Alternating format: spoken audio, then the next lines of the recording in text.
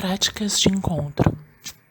O grupo Práticas de Encontro desenvolve trabalhos a partir dos cruzamentos epistemológicos envolvidos em qualquer investigação de produção de conhecimento, cujo recorte se dê a partir do território e suas práticas socioespaciais, seja dentro ou fora dos ambientes institucionais.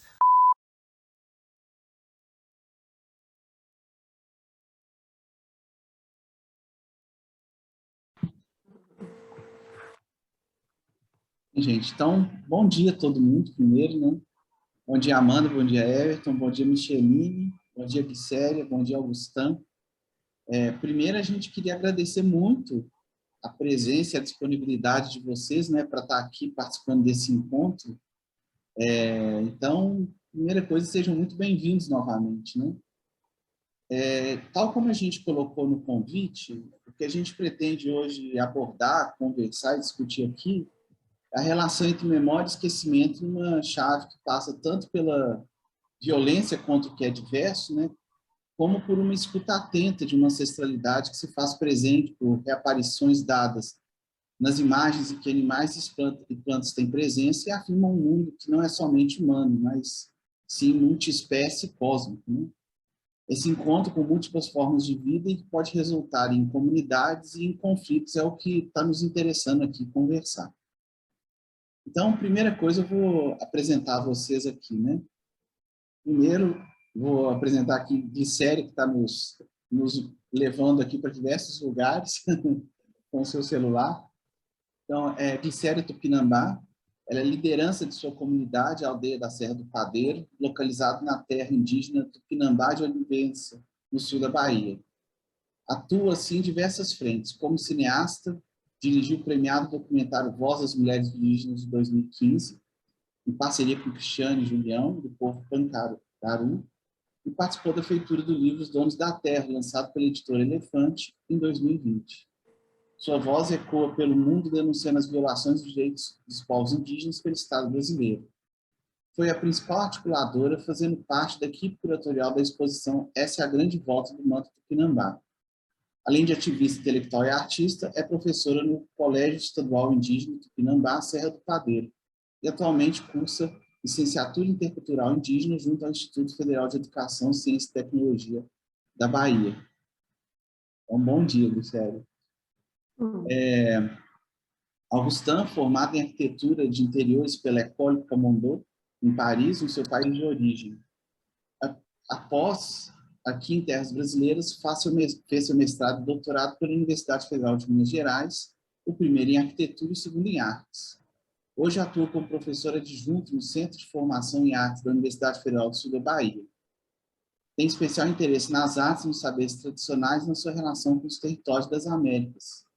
E atualmente desenvolve pesquisas sobre as relações do corpo com o vestuário, em Roupa, a Fábrica do Corpo, e sobre a produção contemporânea de artefatos indígenas, em Artefato, Gesto, Memória e Invenção, que é o caso dos mantos Tupinambá. Além disso, é aliado de Glicéria pela grande volta do manto Tupinambá. Bom dia. Micheline Berunski é historiadora e escritora, já publicou 10 livros de prosa e poesia, tendo sido indicada ao Prêmio Portugal Telecom de Literatura em 2004, o seu primeiro livro de poesia Geografia Íntima do Deserto, publicado no ano anterior, e sido vencedora com Nossa Teresa, Vida e Morte de uma Santa Suicida, do Prêmio São Paulo de Literatura em 2015. Tem trabalhos publicados em diversos países, sendo algum destes França, Portugal, Espanha, Canadá, Estados Unidos. Em 2021, lançou seu último romance, intitulado Som do Rugido da Onça, onde traz à luz a história de Inê e Juri, duas crianças indígenas raptadas no Brasil do século XIX, pelas expedições de Spix e Marcos. Possui mestrado em Literatura e Crítica Literária e doutorado em Comunicação e Semiótica, tendo sido estes dois últimos cursados na PUC São Paulo. Atua principalmente nas áreas de História, Literatura brasileira e portuguesa, Poesia, Prosa e Cultura. Então, bom dia, Micheline. Também aqui a Amanda Sica, arquiteta e urbanista formada na Universidade Federal de Brasília, com mestrado em Arquitetura e Urbanismo pelo MPGAU, do FMG, e especialização em Assistência Técnica pela Faculdade de Arquitetura e Urbanismo na Universidade Federal da Bahia, participando da construção da nucleação UFBA-UNB, trabalhando esporadicamente e construindo junto ao Quilombo Mesquita, comunidade esquecida desde a inauguração do Distrito Federal. Everton Jurbini, doutorando no programa de pós-graduação em Arquitetura e Urbanismo da UFMG, mestre em Engenharia Ambiental pelo FOP e arquiteto urbanista pela UFRJ. Atuou como cartógrafo social no trabalho de assessoria técnica às populações atingidas pelo desastre clima provocado pela Samarco, Vale, BHP e Mariana, cuja experiência é elemento da pesquisa de doutorado. E atualmente é assessor na Superintendência de Estudos, Planos e Programas, compondo a equipe técnica responsável pelo planejamento urbano e ordenamento territorial do município de Contagem. E, finalmente, eu, professor adjunto da Escola de Arquitetura Federal de Minas Gerais, tem como interesse a relação entre narrativas, memória e história a partir de territórios, suas práticas socioespaciais e imagens.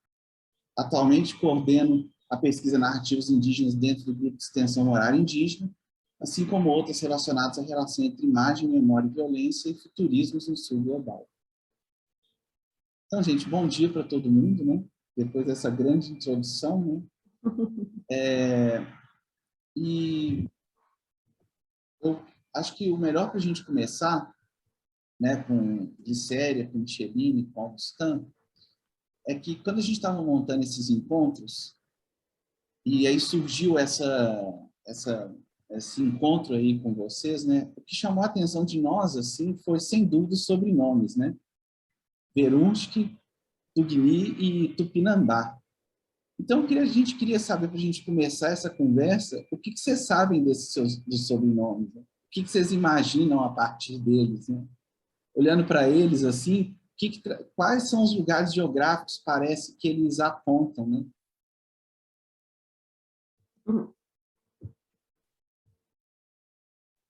Quem gostaria? Eu posso começar. O próprio ou o nome dos outros? Eu vou começar dizendo que o meu sobrenome é um sobrenome que ele surge do território da invenção. Quando meus pais se encontraram, eles vinham com sonhos de família muito interessantes. O meu pai, ele assistiu, quando ele era jovenzinho, um daqueles programas de auditório chamado O Céu é o Limite. E lá havia uma menina, uma adolescente, muito, muito inteligente, pelo que ele dizia, e muito sabida nas coisas de história, principalmente de história do Antigo Egito. E o nome dessa adolescente, ele acho que era meio apaixonado por ela, era Micheline. Então, ele pensou, um dia, quando eu tiver uma filha, eu vou colocar o nome dela de Micheline. Minha mãe, mocinha sonhadora e leitora, ela leu um romance russo, ou pseudo-russo, e desse romance havia uma heroína chamada Verunski. Eis-me. Então, essas duas pessoas se encontraram e colocaram esse nome composto, Micheline Verunski, que acabou virando sobrenome, porque eu, para não fugir a tradição familiar, coloquei nos meus dois filhos, no menino e na menina. Então, aqui, todo mundo tem sobrenome inventado.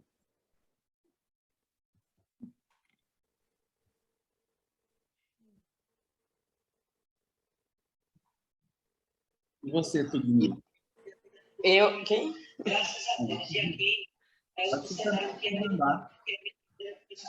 Então, meu nome tem uma história muito grande, porque foi dada pelo meu avô. Antes dele falecer, ele pediu para a mãe que desse meu nome, E o meu nome veio de uma prima dele, que foi comida por uma onça. E manhã fala que meu nome é o subejo da onça. Porque sobrou de Glicéria, só foi o nome, né? Ela foi comida, porque pegaram ela e levaram para o aldeamento Nossa Senhora da Escada, em Oliveiras. E ela fugiu de lá, ela teve a criança e fugiu com a criança para voltar para a aldeia. E aí ela, no caminho, entre a roceiro da roça e o do milho, da mata, né? Ela foi comida pela onça. E aí, isso na década de 30, né? E aí meu avô se sentia muito responsável. Aí pediu manhã que todo tempo que ela tivesse uma filha, mulher, uma menina, que desse esse nome de Glicéria. E aí ele veio falecer na década de 80 e eu nasci em 82. E aí minha mãe honrou a memória dele dando meu nome. Então eu sou o resto da onça. E o povo tupinambá hoje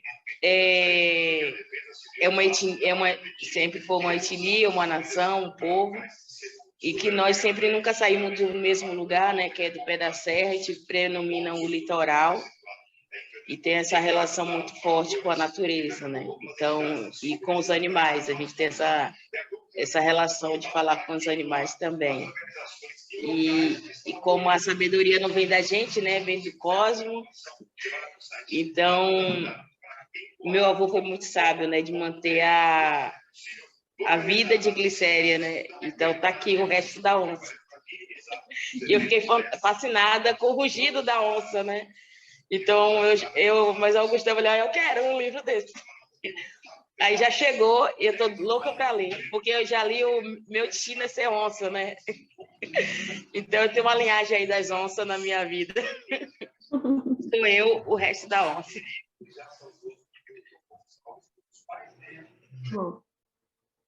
Bom, para contar uma história, a presença do meu nome, Augustin de Thugny, é só parte do meu nome, que é um pouco mais amplo.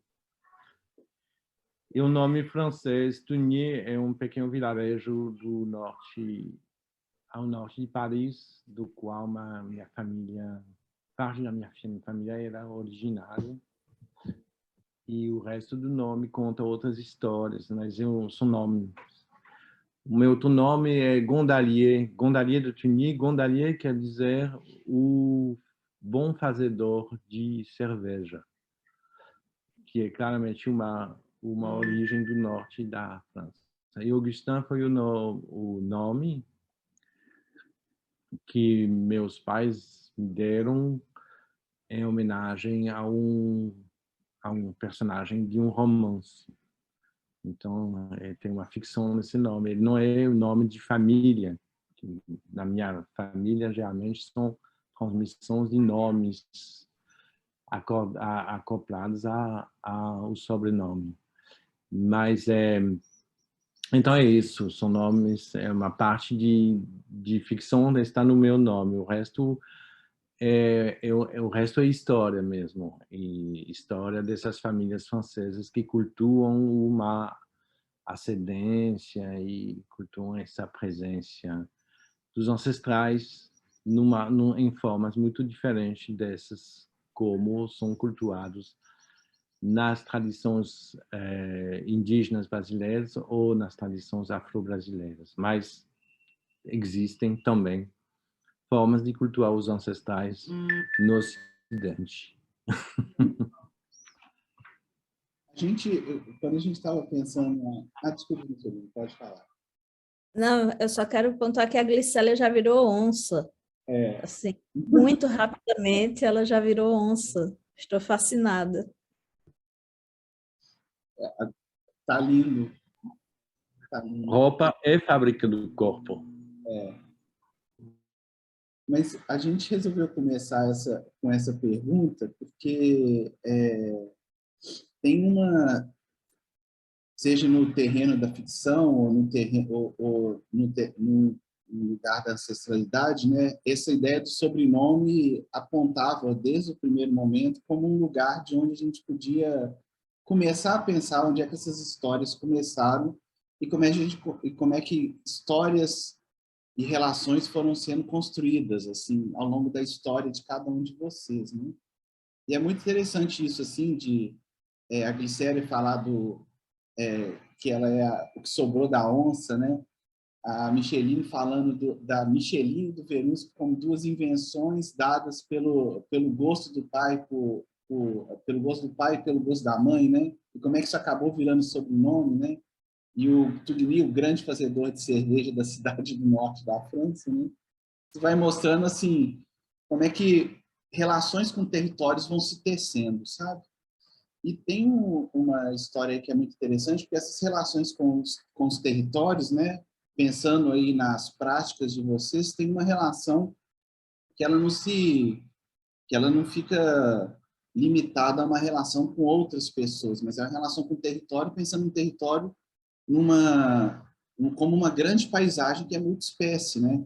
É a onça, até mesmo o trigo da cerveja. Então, assim, é uma paisagem que ela é muito maior do que simplesmente outras pessoas, né? Tem plantas e tem animais. Então, quando a gente pensa no manto tupinambá, né, a gente pensa da relação do manto tupinambá pelos povos originários, né, e a relação com um contexto cheio de plantas e animais, né, e pelos encantados. E no livro da Micheline, quando a gente pensa essa paisagem que é mais humana, eu lembrei de uma entrevista onde ela diz que, quando ela fala disso, ela fala que falar de si mesma é muito pouco, né? Escrever sobre a minha perspectiva é muito pouco, né? E aí ela comenta, inclusive, dizendo que na família sempre teve uma coisa de bicho que fala, do tempo que os bichos falavam, uma coisa que vinha dos meus avós, né? 2 contadores de história, isso numa entrevista a Micheline falando. Então, o que a gente escuta, né, no livro e no manto, são ecos de uma assembleia de viventes, de uma assembleia de multiespécies assim, que habitam o mundo e que, consequentemente, habitam geografias diversas do país, aí, o Cerrado, a Mata Atlântica, a Caatinga, né? Então, a gente queria escutar de vocês sobre essa relação entre habitar tudo que é vivo nessas geografias, né? Como é que é construir uma relação com tudo que é vivo.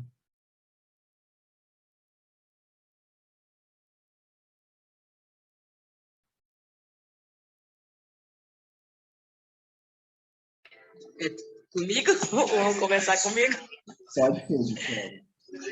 Então, não é só essa geografia, eu acho que tem uma ligação ainda que vai além, uma ligação que vai para as estrelas, né? Que vai para o nosso céu, mas só que não é esse céu, é o céu indígena, né? A gente tem todo esse... Quando eu vi a entrevista dela também, eu senti muito, porque os mais velhos dentro da minha comunidade falavam muito dos animais. E no tempo que os animais falavam com os homens, né, se relacionavam e viviam em paz. Mas chegou um momento que foi quebrado essa relação. Mas eu pensava que não existia mais essa relação de falar com os animais. Mas, de repente, sonhando, né? Aí a gente vai para o mundo dos sonhos. O mundo dos sonhos traz informações, outra leitura. Aí eu penso que não tem o céu. Depois do céu vem mais coisa, vem os animais da floresta, os gavião. Aí vem as abelhas, né? Olha quanta coisa que são assim, é bem um quebra-cabeça, né? Não é uma coisa bem parada, mas assim, você vai ter que ter o algodão, né? Vai ter que ter a flor, né, do algodão que alimenta as abelhas. Você já vai ver as abelhas de diferentes espécies, que são abelhas indígenas, né, que estão em extinção, que estão sendo ameaçadas, e ela precisa ter uma voz. Por outro lado, já tem os animais, os gavião, né, principalmente que o gavião fala comigo. E os animais ficam observando, né, e eles me presenteiam com penas, né, e falam comigo, e falam a existência de existir os nossos deuses, né? De estar escrito nas estrelas, olhar nossas estrelas. E assim eu estou fazendo. Estou seguindo essa relação. E aí, quando chega as pesquisas, porque tudo tem que ter pesquisa, né? Se não for pesquisa, não... aí fica só pensando que é uma utopia, ou é uma imaginação, é apenas uma história, e não é. E aí, aí entra o Augustin com uma imagem, né? Eu vou trazer essa imagem, porque assim, é muito forte para mim, que é onde tem aquela mulher sentada, com a criança no colo, e outra criança vindo dar uma pena para essa mãe. Aí, Augustão, isso é do imaginário do europeu, foi uma imagem construída na Europa. Aí eu falei, mas tem uma coisa estranha aí. Como o Gavião e Araponga mandou eu observar, né? Então, eu acho que eu sou uma boa menina, eu acho que eu fiz o dever de casa. Que o Gavião e Araponga falou que os nossos deuses eram que nem o açúcar, naquela consistência. E depois que pegaram o açúcar e colocou na água, desapareceu aquela consistência. Então, a gente não consegue ver mais daquela forma. Mas que a gente tinha que procurar de outra maneira de sentir e saber, né, a existência deles. Aí eu acho que eu fiz isso. Quando eu observei aquela imagem e quando eu fui ver as crianças dentro da aldeia me trazendo as penas para colocar no manto, que era para dar o superpoder para o manto, né? Para dar um poder para o manto, que era para o cacique vestir e se tornar um super-herói, né? Ter um poder de curar o mundo. E era criança, trazia uma pena, era uma por uma, e eu tinha que prender as penas uma por uma. Não era várias, era uma por uma de cada vez. E as crianças traziam a pena para mim uma de cada vez. Aí eu ouvindo isso, aí eu estou entendendo o que o Gavião falou comigo, né? O que a Araponga respondeu e afirmou para o Gavião, né? Então, que é dessa maneira, não? Então, cada coisa que a gente vai vendo, vai chegando em nossas mãos, a gente vai ter que ter essa sensibilidade de entender de outra maneira, não da mesma existência que era, né? Porque foi diluído, assim como diluiu o açúcar, o sal, e você só vai sentir a presença deles de outra maneira. Então, a maneira que eu senti foi através daquela imagem que chegou em mim e a prática que foi meus filhos, meus sobrinhos, né, trazendo a pena que ele encontrava no terreiro, e o terreiro é repleto de penas, e ele trazia só uma pena para mim. E então eu percebi que tá ali, né? E aí quando as crianças viram para mim e falavam assim, quem usar o manto vai curar a terra, vai curar, né? Então eu senti que ali estão os nossos deuses, ali está a força dos nossos deuses. E quando eu fui criada pelo um velho, e ele era, vou usar o mesmo termo que eu usava antes, ele era aleijado, né, do joelho. Ele tinha que usar um cajado, um cacete, né, para se escorar. Ele precisava se escorar para se locomover, e eu fui criada por ele, ele contando várias histórias para mim. E aí, quando eu vou olhar para o céu e vou desenhar e conhecer o céu indígena, o céu tupinambá, eu falo com Augustin, né? Eu acho engraçado que assim, eu tenho alguma coisa assim, uma sede, uma pergunta, uma dúvida. Augustin, isso e isso. De repente chega para mim um artigo. Aí ele conta uma história assim, ó, acho que você está procurando é isso, né? Você não sabe como, mas tem aqui. Então ele tem uma fonte, né? E aí quando eu tenho sede, ele sabe saciar, né? E aí, penso que não, eu tenho um outro céu. Eu tenho o céu Tupinambá. E lá no céu tem as estrelas e tem a constelação do Velho, né? E para mim isso é muito importante, porque eu fui criada pelo velho. Eu fui ensinada pelo velho. E aí, quando eu olho, está nas estrelas. E quando eu chego das estrelas, eu trago para um trabalho, né, na escola e aí vou mostrar o céu indígena, um convite, né, para as pessoas olhar o céu. E quando eu vi também, quando eu estava lá na prisão, que eu estava detida, e tinha uma criança lá, de 1 ano e 2 meses, e ele dançava para o céu. Né? A primeira vez que ele descobriu o céu, a primeira vez que ele viu o céu, e essa criança dançava para o céu. E pulava, e que tentava pegar as estrelas, e aí eu achei muito fascinante aquilo, né? E aí sempre eu tento trazer o céu para oferecer essas crianças, né, que não teve oportunidade de conhecer. de ver o céu plenamente, né? Em toda a virtude que o céu é. E e lendo isso, eu vi também que tiraram o nosso céu, tiraram o céu dos povos indígenas. Não só tiraram o nosso manto, não só tiraram a nossa terra, não só tiraram o pau-brasil, tiraram muito mais, né?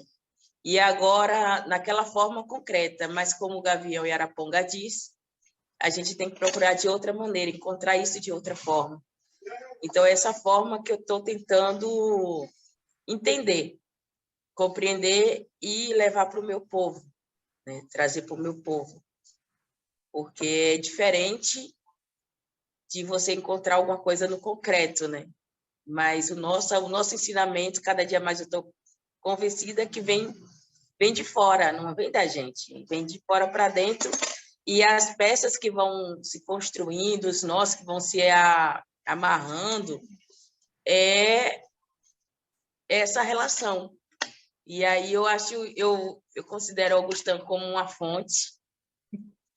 Se for a natureza, eu considero ele como uma fonte, porque eu sempre fazia o caminho da fonte, né? Eu caminhava para ir buscar água para cozinhar, buscava água para lavar as louças, então a gente tinha esse caminho que fazia, né?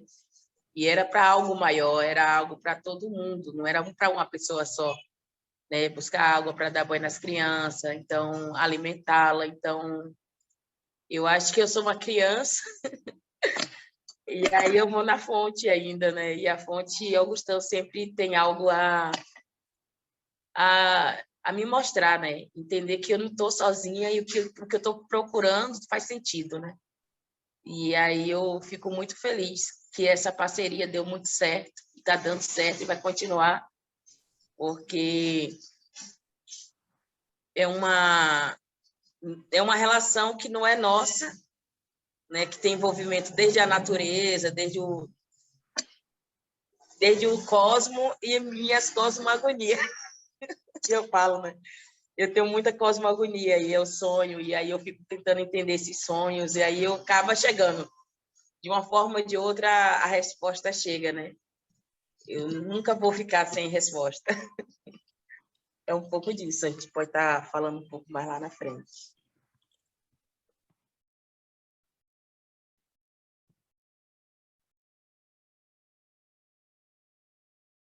Micheline, você quer falar? Porque eu tenho que realmente trabalhar muito o que você acabou de dizer, né? Além da emoção, né? Tá? Então eu vou deixar passar sua fala, por favor, Micheline. É difícil falar depois de Glicélia, né? Ela falou uma coisa aí que me tocou muito, né? Duas palavrinhas, né? Que são a existência de existir. Eu acho, para mim, isso pega num sentido de que muitas vezes a gente está desconectado da existência de existir, né? E que a gente passa pelo mundo sem isso, sem olhar o céu, sem olhar as outras camadas, né, de vida, né, que se sobrepõem a isso que chamam de vida, né? Então, esses territórios, para mim, são muito caros. Eu venho desse tempo também de quando os bichos falavam, né? Esse é o tempo mais precioso para mim, né? Que são as histórias que o meu avô paterno e o meu avô materno contavam. E algumas vivências que eu venho repetindo ao longo das conversas que eu venho tendo, porque eu acho que são muito importantes. Algumas vivências de família. Eu venho de uma cidade no interior de Pernambuco, chamada Arco Verde, que é um território cercado de povos indígenas por todos os lados. Eu tenho, do meu lado de pesqueira, eu tenho o povo Chucuru. Buíque, eu tenho o povo Capinauá. Um pouco mais distante, Águas Belas, que é de onde vem a família da minha avó, tem o povo Funiô. Então, é um território marcadamente indígena, mas que não se diz indígena. Arco Verde, eu cresci em Arco Verde, com as pessoas dizendo que Arco Verde não tinha história. É impossível um território, um povo sem história. Cresci ouvindo Arco Verde dizer que não era território indígena. Ouvi se dizer que não houve escravidão em Arco Verde. E quando eu digo que o meu nome vem da invenção, é muito caro para mim esses dois nomes, né? Embora hoje eu seja mais conhecida como Onça Verunski, né? Um processo de onçamento, muita gente me chama de onça. É muito importante para mim que eu tenha vindo da história e da literatura originalmente, que meus pais tenham escolhido esses nomes por esse viés, porque é muito caro para mim isso, a memória, a história, e de como eu coloco isso a trabalho por via da literatura. Então, eu tinha esse avô materno que me contava essas histórias do tempo que os bichos falavam, e um avô paterno que contava as histórias de uma Europa, vamos dizer assim, mestiça, contos de fadas mestiços, né? História de princesas do Nordeste, né? De tudo isso muito misturado, né? Tradições muito misturadas. E na minha família há um lugar místico na minha família materna, que é a Mata do Cariri. A Mata do Cariri seria um lugar de onde tudo aconteceria. De onde as crianças vieram, de onde nascem, de onde surgem as crianças. As crianças surgem da Mata do Cariri. Elas vêm da Mata do Cariri para a barriga das mães. Essa é uma mística da minha família. Para onde as pessoas vão depois que elas morrem? Elas voltam para a Mata do Cariri. Então, é um lugar, uma espécie de terra sem males, né? Onde os bichos falavam, onde os bebês não nascidos esperavam sua vez, onde as pessoas que morriam voltavam para lá. Mas, com tanta memória indígena presente, ainda assim eu tenho na família pessoas que dizem: aqui não tem sangue indígena, não. E eu fiz recentemente, há coisa de 2 anos, um desses exames de DNA, e que, na verdade, dizem muito e não dizem nada, né? Mas diz dessa herança indígena, aí você vai e manda para o tio chato, e diz: olha, o que a sua mãe contava para mim é verdade. Então, porque ela não está mais aqui, isso não dá direito de você negar. Eu não fiz isso, mas minha mãe fez, né? Minha mãe que tem essa interlocução com os irmãos, ela fez isso, assim. Então, eu acho que esses territórios que correm, né, subterrâneos na história da gente, na memória, eles precisam e estão, eu acredito, se tornando cada vez mais urgentes, né, e cada vez mais à flor da pele. Glicélia falou no Gavião, e eu lembrei que durante a pandemia, durante o confinamento, eu estava morando numa casa na Pompeia, e tinha um quintal nessa casa, né? Eu sempre preciso de uma casa com quintal para ter minhas plantas, casa precisa ter dentro e precisa ter fora, né? Então, eu estava lá tomando meu sol, sentada na cadeira lá, e eu acho que o gavião achou que eu tinha morrido, porque ele me deu um rasante. Sabe, quando eu abri o olho, eu estava o gavião, e eu levei um susto, primeiro porque ele chegou muito perto, e segundo porque era um gavião em São Paulo, né?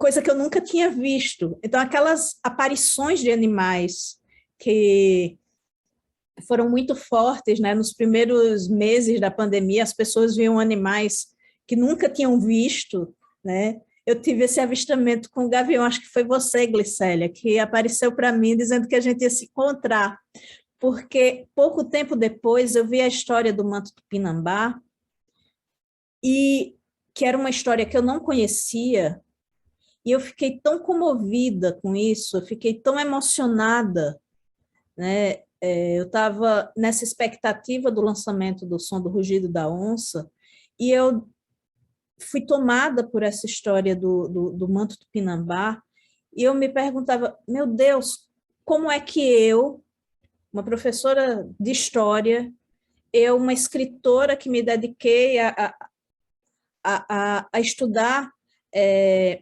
essas histórias, como é que eu não sabia do manto tupinambá? E eu chorei, eu lembro de ter chorado copiosamente vendo a história do manto tupinambá e depois vendo a sua história, Glicélia.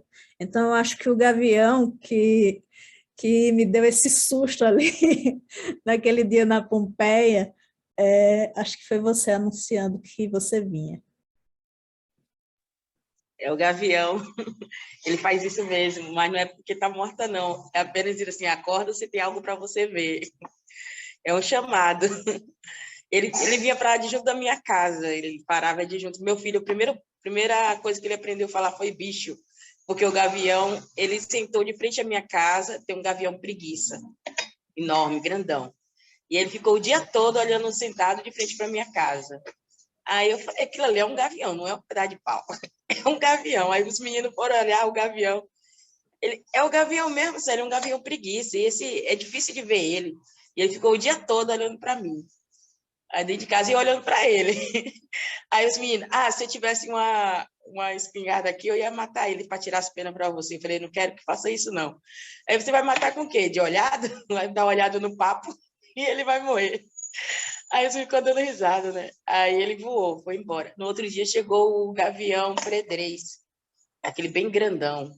Aí ele sentou do lado, né? Aí o meu menino ficava, bicho, bicho, ó o bicho. Ele, a primeira coisa que ele aprendeu a falar foi o bicho por conta das visitas do gavião. E aí os meninos ficavam impressionados, né? Que os gaviões sempre chegavam perto. E quando eu sonhei que o gavião ia deixar as penas para mim, aí eu falei com meu irmão onde é que os gavião estavam ficando, que era para ele pegar as penas. Ele disse que não eu não ia pegar gavião para mim, não. Aí ele foi para a roça, quando chegou lá perto da serra, que é a morada dos encantados, aí tem vários ninhos de gavião. Aí o gavião foi lá, deu uma rasante junto dele. Chegou no lajedo, sacudiu, deixou as penas para mim. Aí ele foi lá e pegou e trouxe. Aí ele, ok, sua chata, suas penas, o gavião deixou para você. Então é isso. É o gavião, os animais falando, eles falam. Aí a gente tem que só tentar entender de outra forma, né? Então aí as coisas vão se concretizando. Eles vêm para mim pessoalmente como vêm em sonhos, né? Então, e o gavião, você sabe que ele tem a virtude, né? De planar no ar, de olhar e conseguir mergulhar e pegar a presa, né? Ele tem olho de foco, né? Então é muito importante a virtude do gavião. Ele é um bom predador.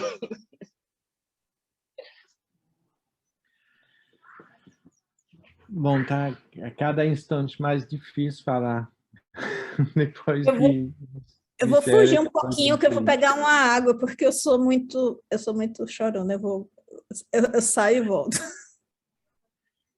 E, bom, a partir dessa pergunta originária de Frederico, Fred, ela está completamente reformulada quando Glicélia me coloca, né, nessa posição, não unicamente na posição, o papel, a presença da fonte. E nossa, que desafio Que é desafio, porque não é metafórica, né? Realmente um papel no qual eu me coloco, no qual eu sou imbuído, que tem que me responsabilizar plenamente para essa posição da fonte, essa possibilidade de fazer jorrar informações, de trazer, de dizer, de trazer a água, de não secar, de assumir que essa água vai ser rio, que essa água vai para o mar, mas que ao mesmo tempo muitos vão beber nela. Então eu tô inquieto. Tô inquieto e extremamente emocionado também, né? E bom, como que isso se elabora, se estabelece a partir de um território meu que não é o território do exílio, mas é um território do deslocamento, né? Eu estou muito longe e com muita saudade também do meu território originário e da relação com as plantas e muito mais com as plantas que com as árvores, particularmente, que eu teci durante toda a minha infância. Eu trabalhava na floresta quase durante todo o inverno, 2 vezes por semana, ia cuidar da floresta, do bosque dos meus pais, né? Era uma necessidade, tinha que fazer. Não era um lazer, era uma atividade plena. Não contei isso no Brasil quase nunca, né? Mas então tem uma relação aqui com o território habitado por plantas, por árvores. Isso importa muito, mas eu estou longe dessa floresta. Eu estou redescobrindo outras matas. É a Mata Atlântica onde eu estou atualmente, né? Porto Seguro, perto a 300 quilômetros da Serra do Padeiro. Tudo isso é Mata Atlântica. É uma floresta sofrida, né? Nessa região. E a questão, quando o Célio me faz ponte, quer dizer, me faz ponte, eu estou assim, nessa inquietação sobre o que essa fonte vai nutrir. De onde vem, qual é a origem da fonte, o que ela traz para o mundo, qual é essa água. Eu estou pensando também como que a Célia me coloca nessa relação tão vital, né, para o trabalho dela, enquanto ela tem tantos outros interlocutores vivos que dialogam. Nós falamos muito, ela falou muito do Gavião e da Araponga, dos diálogos que eles têm que eles tecem entre eles para a Célia ouvir e entender, e de todas as aves que foram convocadas ou que entraram em contato para fazer esse manto, como esse manto se constrói, e que eu estou sempre chamado por Célia para dizer: eu estou fazendo isso, eu estou fazendo isso vem de onde, isso o que é? E como meu papel é de eu buscar textos, referências, imagens antigas, gravuras, que é um trabalho super interessante, né? Que é um trabalho quase de bibliotecário especializado, a partir da minha casa, né? Na biblioteca gigantesca da internet, e trazendo essas informações que me parecem importantes, que Célia sabe ler, sabe decifrar. Todas as imagens, as gravuras do século XVI, XVII, que eu pude trazer para Célia, cada vez ela fiz uma leitura, uma capacidade de ver o que está nessas gravuras, que fortalece, que fabrica de novo a presença do manto Tupinambá. Então, eu sou a fonte não pensa, a fonte flui. Quem sabe dizer da água, da força, da qualidade é quem a bebe. E são as plantas que se desalteram nela, são os animais, são os peixes que nela fluem. Então é isso. Mas é difícil, né? É difícil responder a essa posição, que é de uma potência territorial importante também. Num território que parece completamente fluido, mas que eu quero tomar a sério, que eu quero tomar a sério como implantado mesmo na terra. E talvez implantado na Serra do Padeiro. Ainda não fui visitar uma fonte de verdade na Serra do Padeiro. Da próxima vez eu quero a Célia me levar para encontrar minhas irmãs.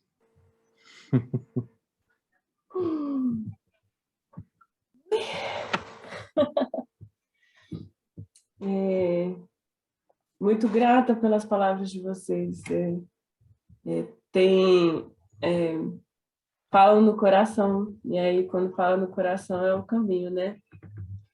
A gente está falando do gavião que fala, da araponga, a gente está falando, enfim, a gente falou da jiboia também na entrevista, a presença do que a gente chama, né, de sagrado, se faz aqui pela nossa comunicação com ele, que se manifesta pelos animais, da nossa comunhão com os encantados, com a nossa comunhão, né, na união de dois vegetais, que a Micheline trouxe na trajetória dela, né, o jagubi e a rainha, nessa experiência, né, que no mundo centrado na razão ocidental, a gente separou, né, entre profano e sagrado, né, e que a gente, né, falando aqui de uma herdeira desse saber branco, a gente convencionou como místico, né, e que a gente muito chama de acaso, mas que é muito tudo sendo tecido, né, na direção dos encontros, na direção da confluência dos rios. Então, existe nessa relação também uma diluição, né, de si, a partir das mirações, a partir do sonho, da intuição, da imaginação, né? E aí, tudo que isso que é sagrado traz o manto aqui agora, né? Esse manto que é fruto da sua aliança, né, Augustão com o Glicério, e de muitos outros também que estão nessa jornada. A gente está possibilitando também aqui que a ayahuasca escreva, né, os livros por intermédio dos nossos corpos. Essas experiências estão sempre reposicionando, criando vida, né? E sempre fazendo a gente se encontrar conosco mesmos, e aí isso nos leva no encontro do outro, e nesse encontro do outro que humano, né? A gente não pode também centralizar nessa nossa visão. Então, aproximar da gente, né, aproximar desses encontros, se aproximar também de toda a criação, né? E essa aproximação se dá a partir do sagrado, né? Do acesso do sagrado na gente, do acesso do sagrado na relação com os encantados, com os animais, na relação com o chá, na relação com a história, na escuta dos sonhos, né? E a gente queria escutar de vocês um tanto sobre essa experiência, a partir dessa perspectiva de potência transformadora que é a relação com o sagrado e com a espiritualidade, né, traz na reinvenção de nós mesmos e na construção do mundo.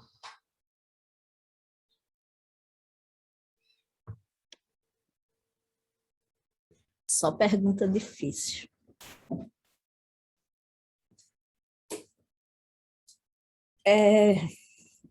Para mim é muito difícil falar sobre a espiritualidade, porque eu tenho uma grande dificuldade, eu sempre tive uma grande dificuldade com isso, que eu acredito que tenha sido a dificuldade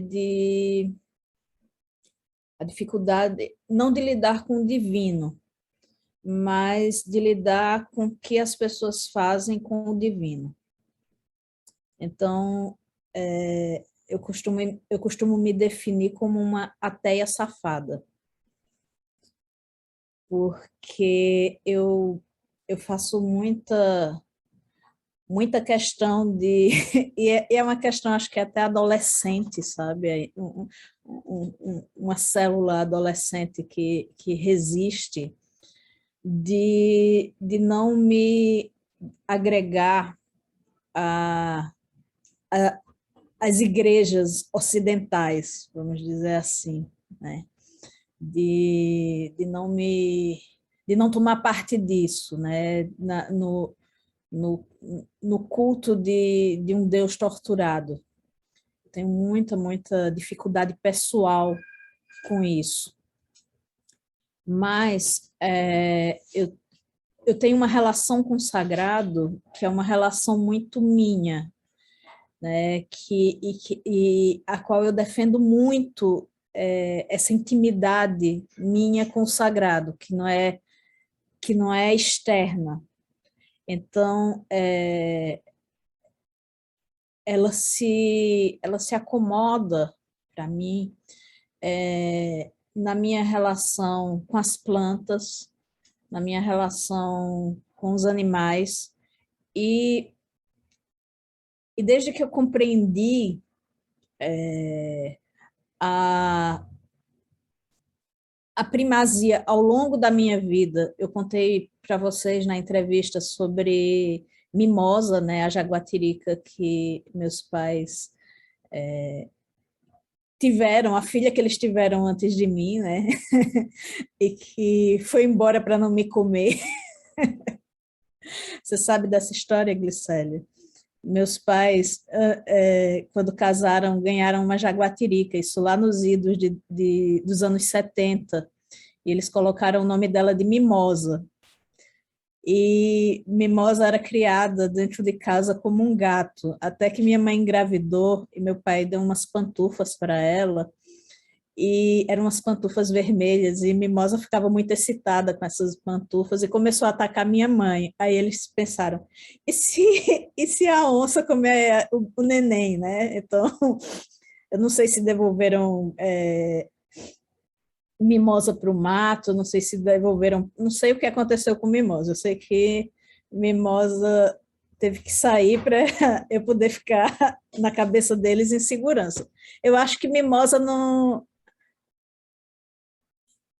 Oi, Agostinho, não te escutei. Você é mimosa. Então, desde que eu entendi essa primazia da onça na minha vida, né, que ela aparece e reaparece ao longo da... Meus cachorros estão aqui agitados. Que ela reaparece ao longo da minha vida em vários momentos, né, e com mais força, principalmente a partir de 2013, eu trouxe para mim uma divindade do meu coração, do meu culto, que é a grande onça. Então, hoje eu só respondo a ela, né? Eu não respondo a Jesus, eu não respondo a nenhuma dessas divindades que sempre me causaram um desconforto. Eu lembro muito que na casa da minha avó tinha um Jesus, uma imagem de Jesus, né, um pôster de Jesus que, por algum motivo, para onde eu virava, ele estava olhando para mim, né? Eu acho que era um efeito que faziam na gravura, que para onde você fosse, estava lá ele com um olhão em cima de você. Então, essa relação, né, com o catolicismo oficial, e não com o catolicismo oficial, com o cristianismo oficial, sempre foi muito incômoda para mim. Então, graças a Deus, eu estou envelhecendo como ateia safada, e agora eu só respondo para a grande onça, e está lindo e está maravilhoso para mim. Ó. Tá aqui, não sei se vocês conseguem ver o meu altarzinho. Ganhei essa daqui, que é uma menina montada em cima de uma onça. Então, esse é o meu culto particular. E Glicélia, com essa roupa de onça, com esse cabelo lindo e com esses colares, é uma aparição para mim.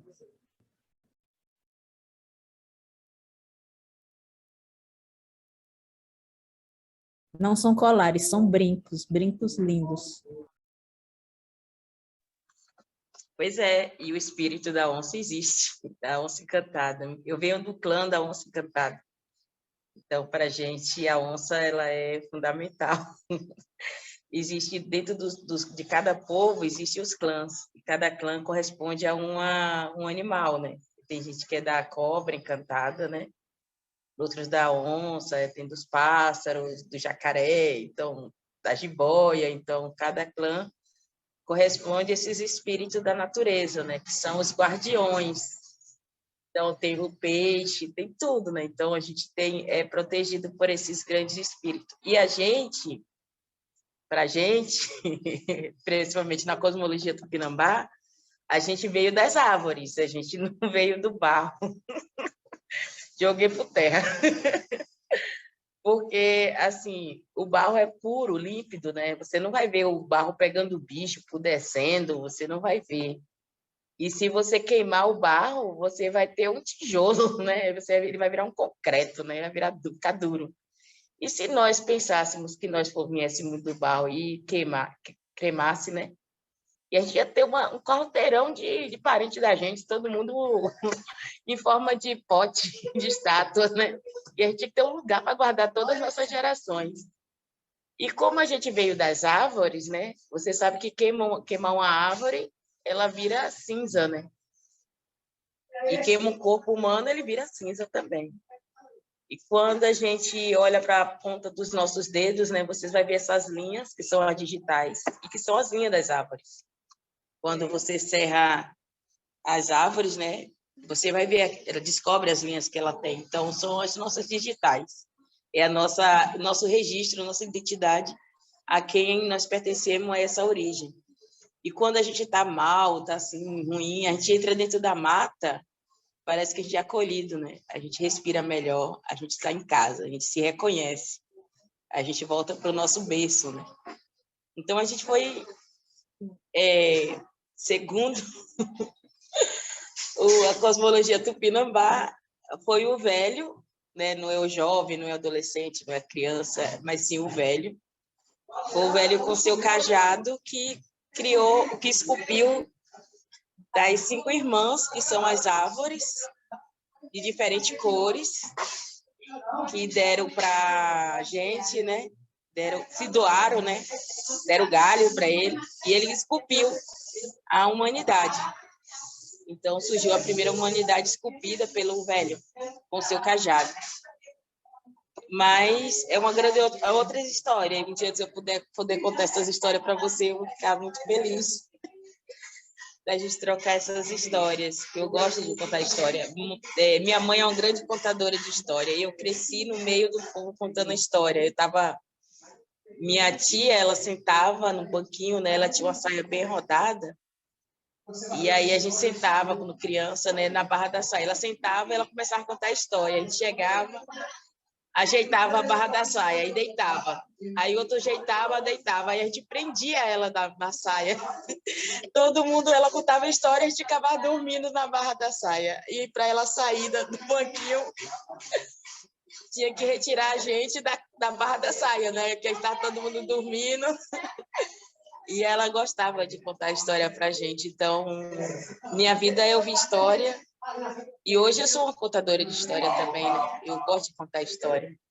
E a espiritualidade vem dessa oralidade, né? De oralizar, né? Vocalizar para as pessoas, para as crianças. Viver no imaginário das crianças. A gente não tem mais as crianças imaginando esse mundo, né? Esse mundo espiritual, desse contato, de entender os pássaros, de tentar conversar com os pássaros, de entender conversar com as árvores, de entender ouvir a água, né? A gente não tem mais esse momento.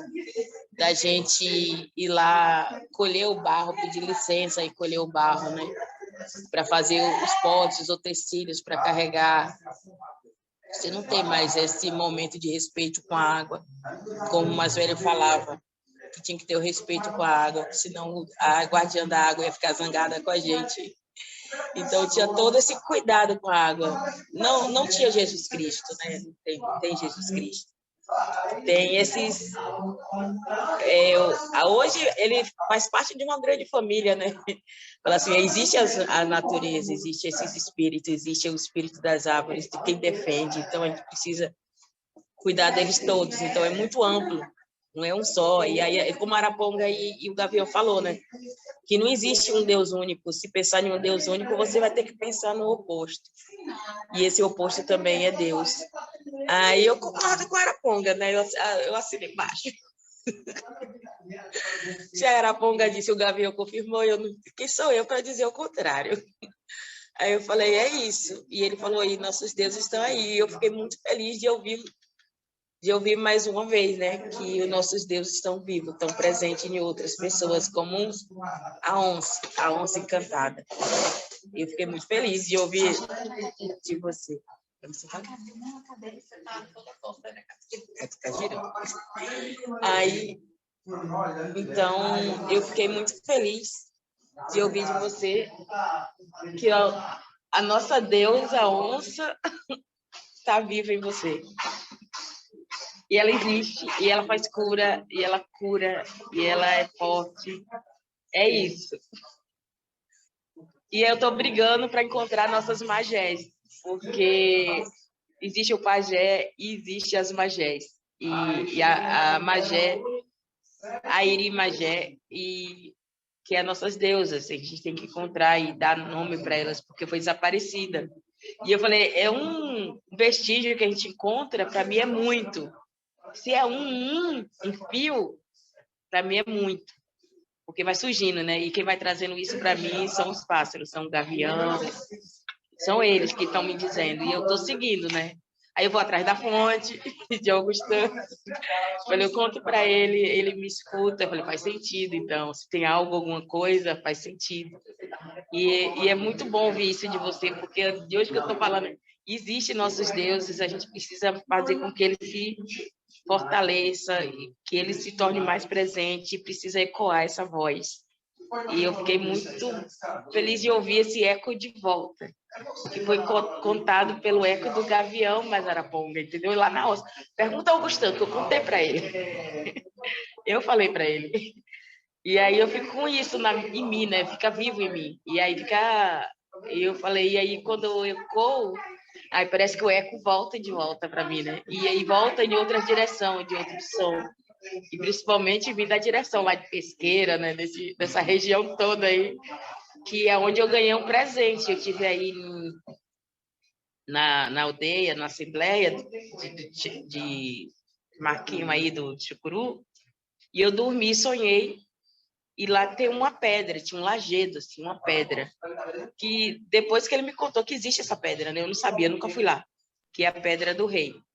Aí, essa pedra no sonho, que era enorme, ela era mole, você tocava nela, era mole, e tinha uma água, e corria uma água, e aí essa pedra se abriu e me deu 3 presentes. Um era um cavalo, outro era um sapo, e o outro era um outro animal. Eu não lembro o outro animal o que era, mas eram 3 objetos de pedra, e era tipo um cristal. E a água estava quente, né? Ele falou assim, em água quente não se trabalha.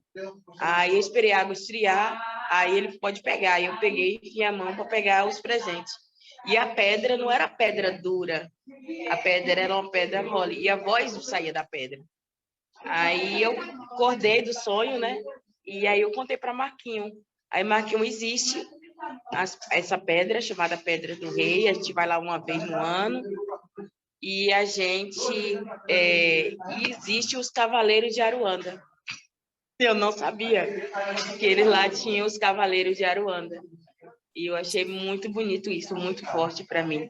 E ouvir de você vindo, eu acho que o outro presente que eu não sabia o que era a onça.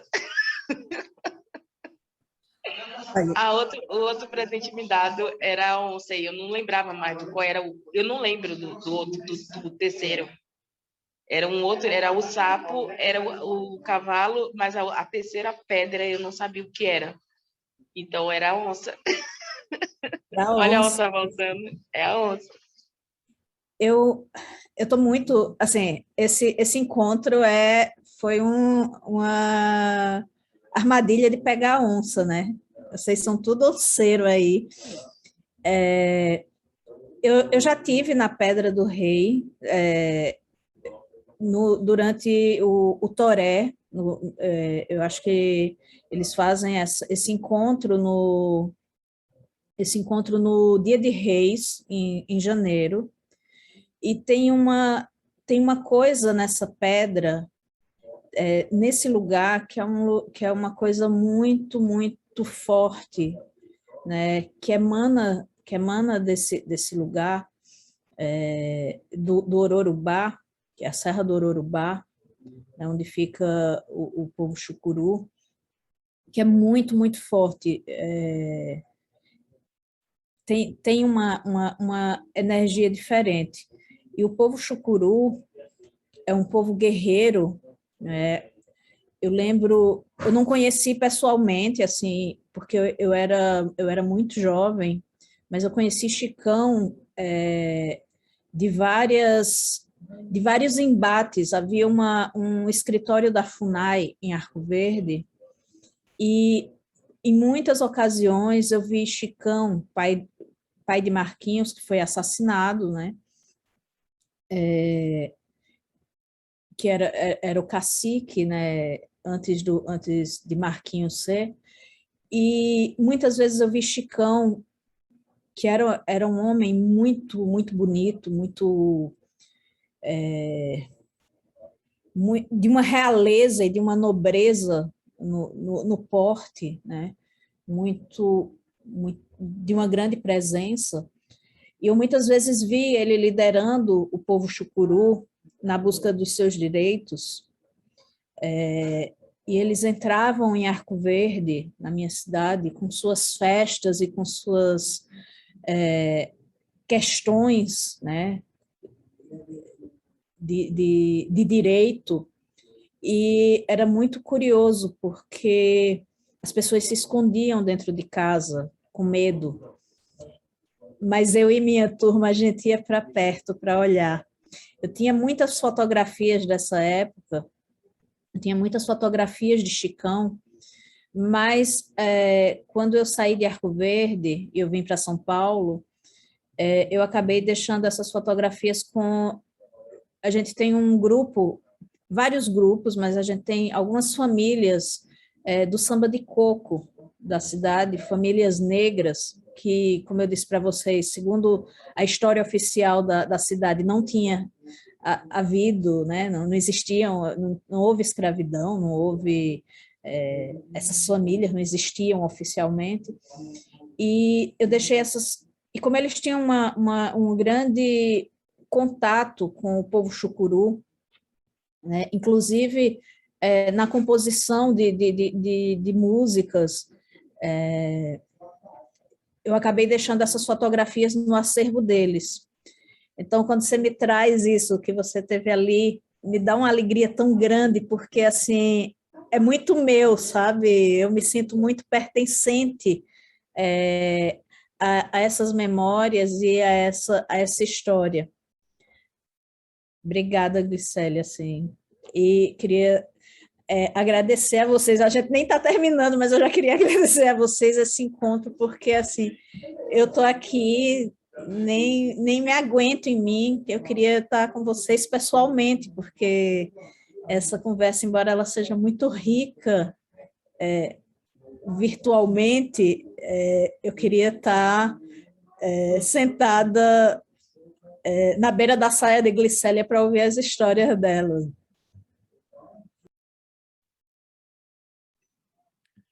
Ouvir as histórias de Glicélia, ouvir seus sonhos, né? Glicélia acabou de passar 3 semanas em Porto Seguro, aqui em casa, e eu escutei 3 semanas, 21 sonhos. O avião passa, um instante.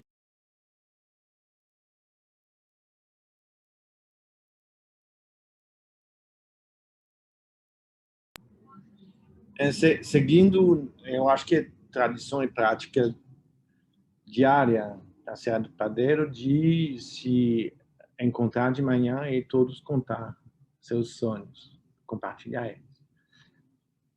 E ela continuou e me contou os sonhos diários. E é impressionante, porque esses sonhos dizem o mundo, como dizer, dizem um mundo múltiplo, mas é um mundo em transformação e dizem um mundo por vir. Só que eles dizem um mundo por vir através de signos que, às vezes, você não sabe ler ou desvendar. E sério, que tem uma grande prática, sabe dizer. Nesse signo tem um anúncio de um risco, do perigo. E era frequente o dia seguinte dizer: você lembra do sonho? Eu recebi a notícia de um acidente com fulano, uma festa em outro lugar, uma coisa positiva, uma coisa negativa, que geralmente é relacionada a um elemento que ela me contava, que era uma coisa marcante do sonho dela.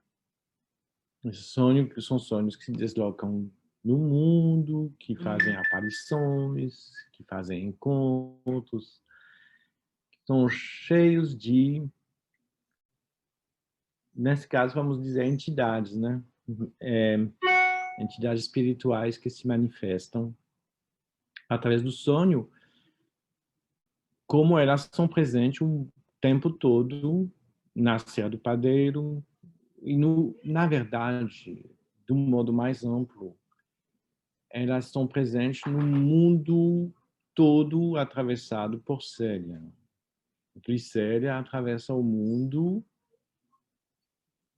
e não se contata exclusivamente com os homens e as mulheres, mas com toda a dimensão espiritual que cada um de nós, ou cada planta, ou cada animal, cada situação carrega. Então é muito, não sei se eu posso dizer isso, Glicéria, mas é uma coisa que me marca, que na verdade esse mundo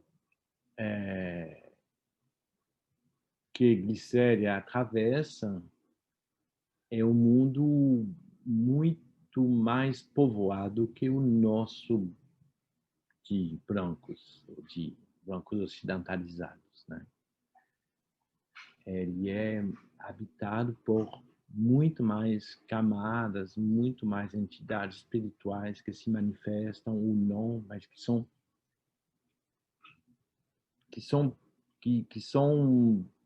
potencialmente perceptíveis. E bom, eu não sei, não. Eu não sei, eu sou como Micheline, antes da experiência com a ayahuasca, eu não pratico essas coisas, inclusive nem tenho a experiência do ayahuasca, apesar da proximidade, né, com grandes mestres do ayahuasca, Rony Quinn. Eu não passo por isso, mas eu escuto Glicéria, né, e outras vozes. Eu escuto os Machacari quando eles vêm em casa. E eu tenho cada vez tendência em não dizer mais a espiritualidade, a divinidade, ou o divino, o espírito, mas em romper cada vez mais com uma dimensão monoteísta para dar mais e mais fé no o que é, do modo errado, chamado de animismo, mas que é uma presença espiritual permanente em todos e em todas as coisas, inclusive nos objetos fabricados Então, uma possibilidade de carga espiritual que emane de tudo. Inclusive, no início do seu livro, tem uma coisa muito interessante, Micheline, sobre o desencantamento dos animais. Isso me fez pensar muito, porque, voltando a uma parte do que nós trabalhamos com Célia, né? Como você conta que as peles dos animais atravessam o oceano sendo desencantadas. E me fez imediatamente pensar como Célia visita essas coleções nos museus norte-americanos ou europeus e reencontra as presenças, os encantos, os encantados, as presenças espirituais, né? Como, por exemplo, essa experiência muito importante que ela conta no museu, nas reservas do Museu do Quai Branly, onde ela observa o manto tupinambá guardado lá e com um olhar meticuloso, quase científico, sobre cada detalhe, cada pena, cada orientação da pena, cada nó, cada qualidade da fibra, e que ao longo dessa observação tem visões, tem aparições, né? O manto, a entidade própria do manto, não desencantado, ainda está viva e fala para ela, e se mostra a ela. Então, uau! A partir daí, nós temos realmente que pensar como essas reservas frigorificadas de metal e de concreto, prisões de tesouro, né? De tesouros inertes para o mundo ocidental, na verdade, são potencialmente milhares de seres, de espíritos, de continuidade de vidas animais e vegetais, de continuidade, de perpetuação, né? Então, é isso, não posso dizer muito mais.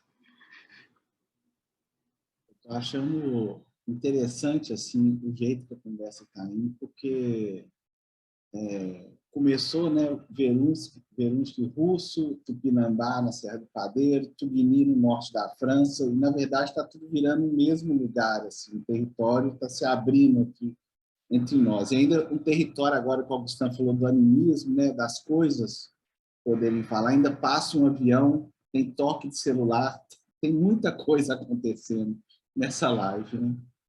Mas eu estou falando isso porque e é interessante isso que a Glicério, o Augustin já tinha comentado da tesoura que, quando foi ao fazer o manto, que o encantado disse para a tesoura que era o momento de cortar um determinado fio, né?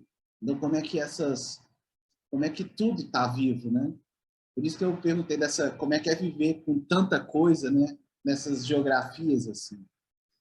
E a Micheline, ela disse na entrevista dela a necessidade de a gente cada vez mais multiplicar as vozes mesmo de quem produz os registros das histórias. É preciso povoar cada vez mais, né? E eu estou escutando vocês assim, eu estou lembrando, é quase nós somos aqui, ao mesmo tempo que nós estamos falando de nossos lugares, nós estamos também falando nós também estamos representando outros seres de outros lugares. Nós estamos falando aqui da tesoura, do encantado, da onça. Tá super povoado aqui essa conversa. Então, acho que o que eu acho que é interessante assim da gente escutar como é que é essa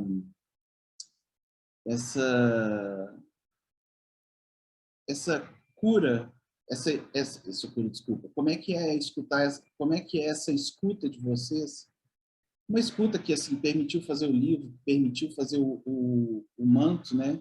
Uma escuta que, ao invés dela pacificar, parece que, na verdade, ao superpovoar, ela, na verdade, cada vez mais traz a possibilidade dos conflitos aparecerem, a possibilidade dos desencontros aparecerem, a possibilidade das má traduções acontecerem, né? Quando você fala com o encantado, quando você sonha, quando você escuta a má tradução ou uma má escuta, que às vezes pode ser uma ótima coisa, porque isso nos faz cada vez mais pensar, né?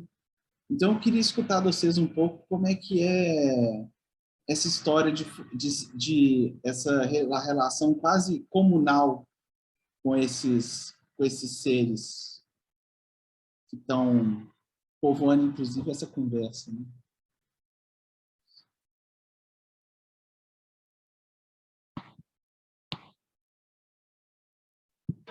Eu acho que é eu.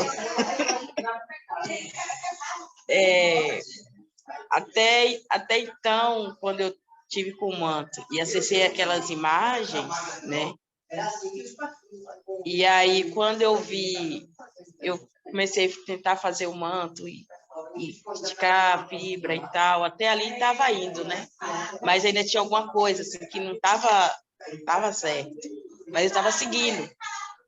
E aí, quando Ori chega, aí eu pego, saio, estico a metade, né? Mais da metade do cordão, e vou dar aula e volto. Ori está dormindo. E quando eu chego no outro dia, que levanto, que pego ele no colo, que vou lá ver e passar a mão no gabarito, chega lá, tá tudo cortado, que não dá nem para perceber que estava cortado. E aí eu falei, Ori, foi você? E aí ele disse que não. Foi você, eu questiono ele, foi você. Ele, não, mamãe. Foi você que achou a tesoura? Não. A tesoura falou comigo.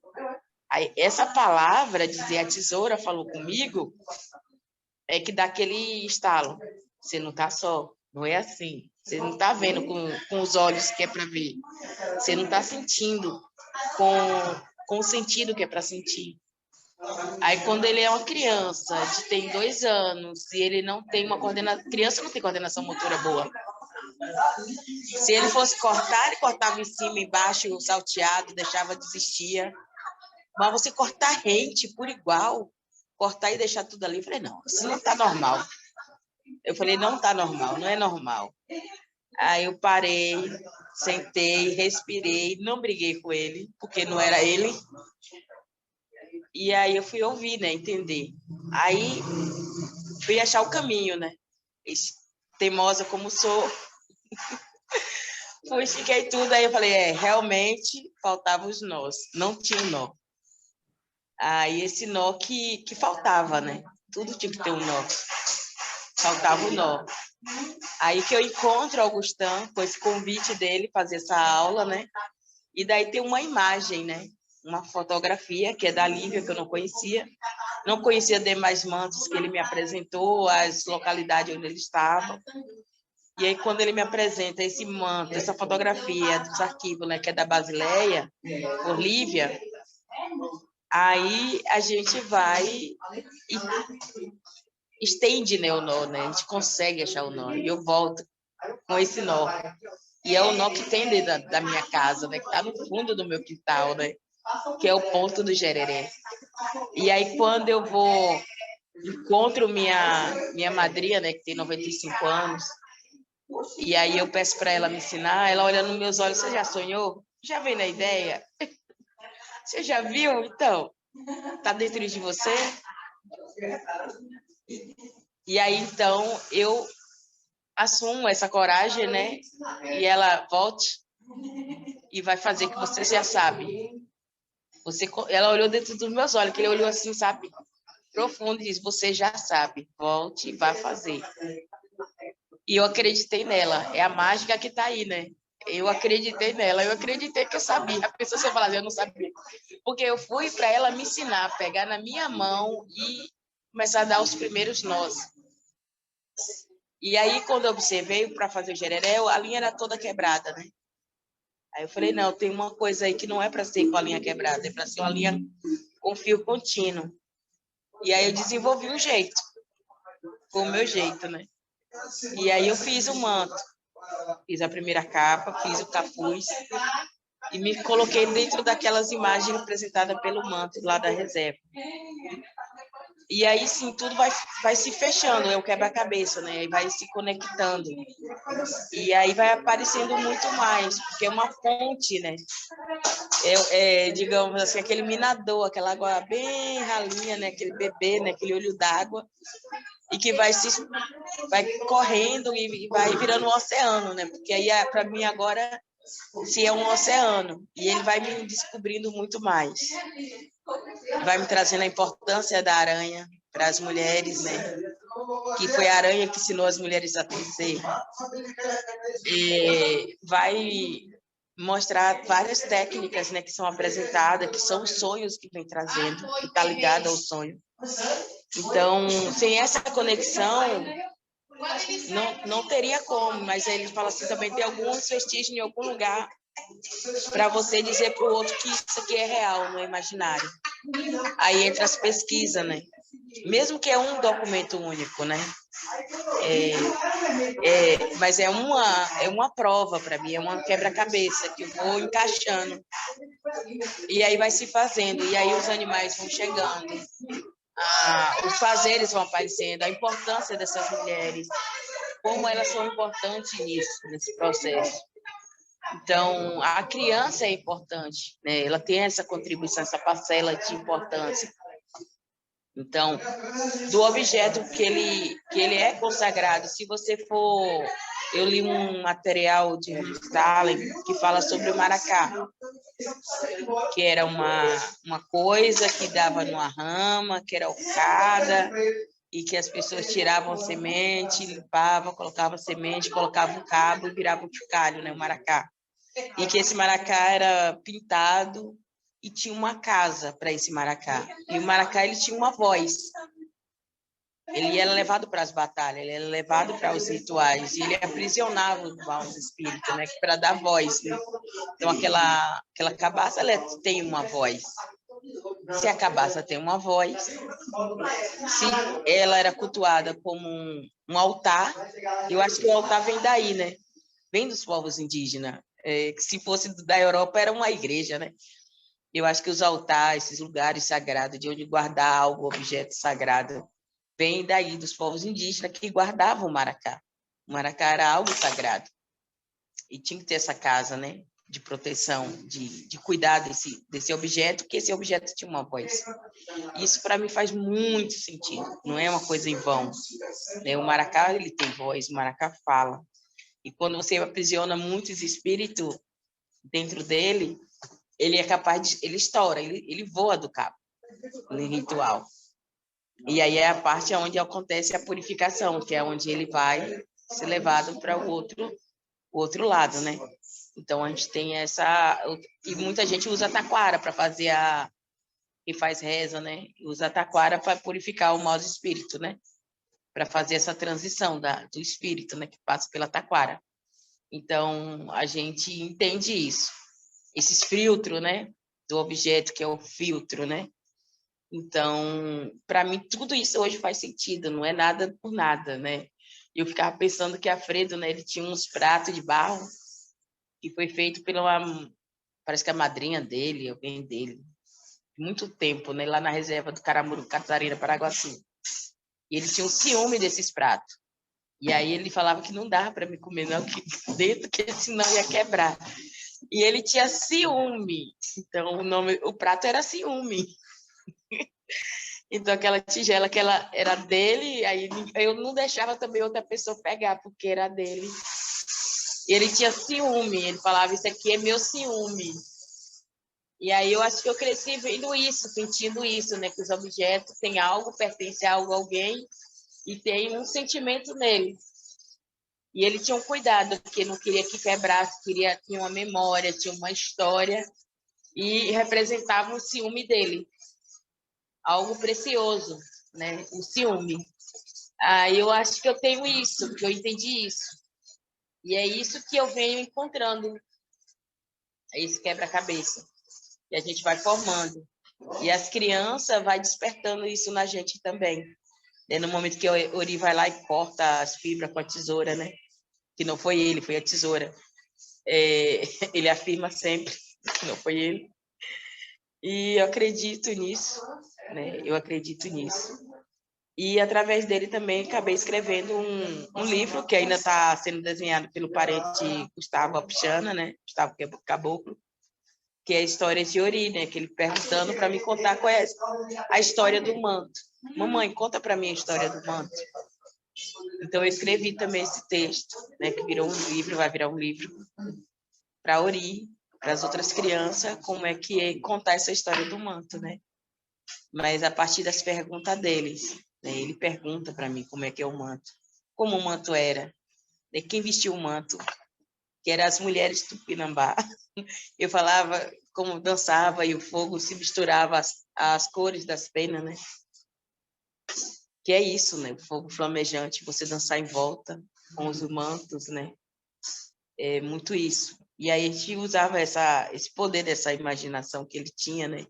De despertar ao fazer o manto. E ele sentava ao meu lado e cantava para o manto, com maracá, né? Despertando, cantando, e a gente fazendo, e a gente trazendo as penas. Então, todo esse percurso, esse ritual, né? Faz a gente expandir a imaginação, o pensamento, de entender qual é esse lugar e como conseguir chegar nesses outros mundos, que não existe só um mundo, né? Existem vários outros mundos. E as pessoas querem povoar o nosso mundo, sendo que o nosso mundo já é bem amplo. E eu acho que eles querem tornar esse lugar monocultivo, né? Um cultivo só. E aí, para a gente, não serve, porque para a gente tudo tem sentido, tudo se encaixa, tudo... Eu fico pensando, o que seria da missa se não tivesse aquele cálice para colocar o vinho, né? O que seria daquele objeto lá que eles colocam a hóstia, né, para ser oferendada como um sacrifício do corpo de Jesus Cristo? O que seria, né? Aí você tem, em outro espaço, no candomblé, você tem os tambores, que são fundamentais instrumentos para invocação e chamar os espíritos, né? Fazer a dança, né? Então, é fundamental e importante. Então, para cada ritual, para cada religião, para cada símbolo, né, de objeto, ele tem uma voz, né? Só estou fechando aqui a fala. E aí a gente pensa em tudo isso, que tudo isso parece para os outros não fazer sentido, mas só quer ver uma forma só de ver as coisas, e eu consigo fazer um elástico, né? Esticar muito mais, né? É quase provocar uma explosão e que explode, né, várias coisas e várias possibilidades. Então, eu acho que é isso. Eu não sei se vocês entendem, mas para mim o objeto é isso. Ele faz parte de um todo, ele não está sozinho. Tá. Eita!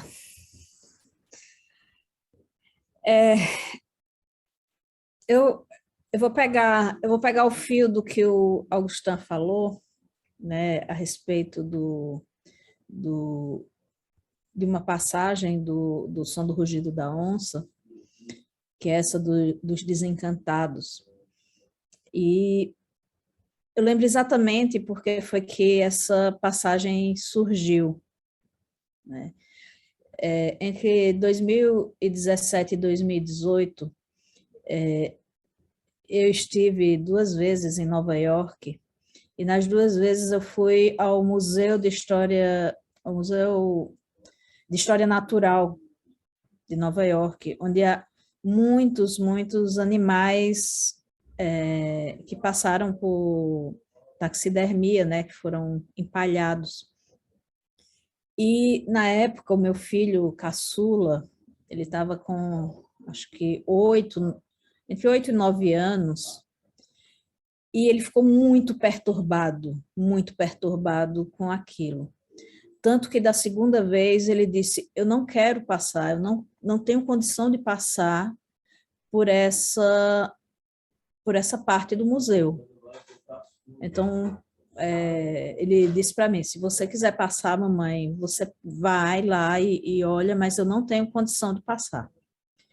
Ele ele chorou, inclusive, né? Ele chorou bastante por conta do que ele percebia como uma violência, né?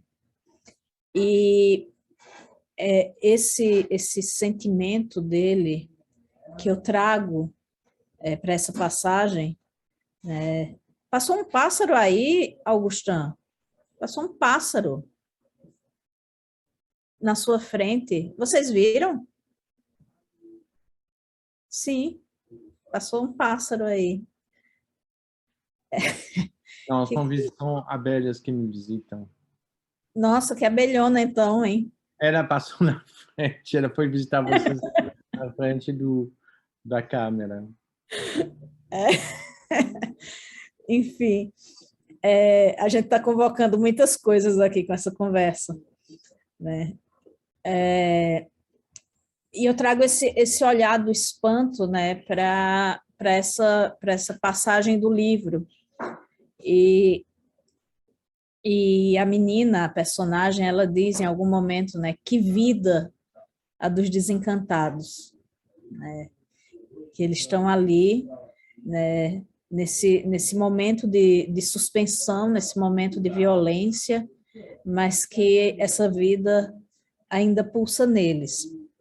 Meses mais tarde, esse meu filho, ele acompanha muito o meu processo de escrita, desde muito pequenininho.